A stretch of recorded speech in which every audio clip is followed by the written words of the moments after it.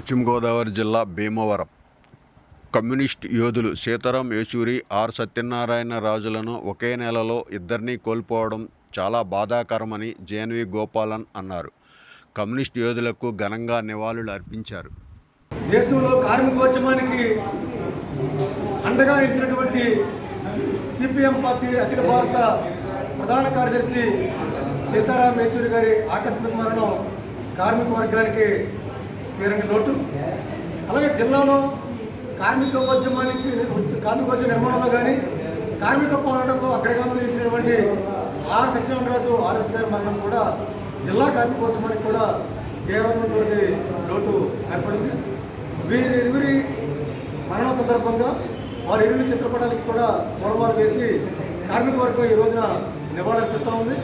మరి ముఖ్యంగా సీతారాం యేచూరి భారతదేశంలో కార్మిక రాజ్య స్థాపన కోసం ఏదైతే తను నమ్మిన సిద్ధాంతం ఉందో, మార్క్స్ తీసుకొచ్చిన సిద్ధాంతం, మార్క్సిజాన్ని నమ్మి చిన్న వయసులోనే ఆ సిద్ధాంతాన్ని స్వీకరించి తుది శ్వాస వరకు కూడా భారతదేశంలో ఆ సిద్ధాంతాన్ని పెంపుదల చేయడం కోసం, అలాగే కార్మిక రాజ్యాన్ని స్థాపన కోసం కూడా సీతారాం యేచూరి అహరహరం కూడా శ్రమించారు.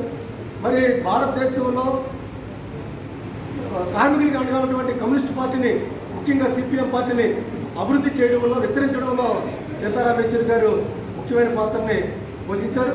అంతేకాకుండా దేశంలో కార్మిక వర్గానికి అండగా ఉండే ప్రభుత్వాలని తీసుకురావడంలో హర్కి సింగ్ సూచిత్తో పాటుగా ఈయన కూడా నేషనల్ ఫ్రంట్, అలాగే యునైటెడ్ ఫ్రంట్, అలాగే యూపీఏ ప్రభుత్వం, అలాగే మొన్న ఇండియా వేదికల సందర్భంలో కూడా ఆయన ఒక ముఖ్యమైన పాత్రని పోషించారు.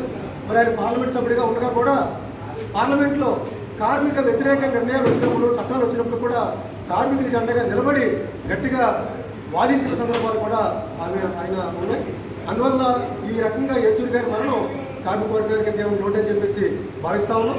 అలాగే ఆర్ఎస్ గారు కూడా జిల్లాలో ముఖ్యమైన పాత్ర పోషించారు. ఆయన సంస్మరణ సభని సెప్టెంబర్ 25వ తారీఖున మధ్యాహ్నం మన భీమవరం పట్టణంలో నిర్వహిస్తా ఉన్నాం. కాబట్టి కార్మిక వర్గం కూడా పెద్ద ఎత్తున భీమవరంలో 25వ తారీఖున జరిగినటువంటి ఆర్ఎస్ గారి సంస్మరణ సభ కూడా కార్మిక వర్గం హాజరయ్యి ధన్యవాదాలు అర్పించాలని చెప్పేసి ఈ సందర్భంగా విజ్ఞప్తి చేస్తా ఉన్నాం.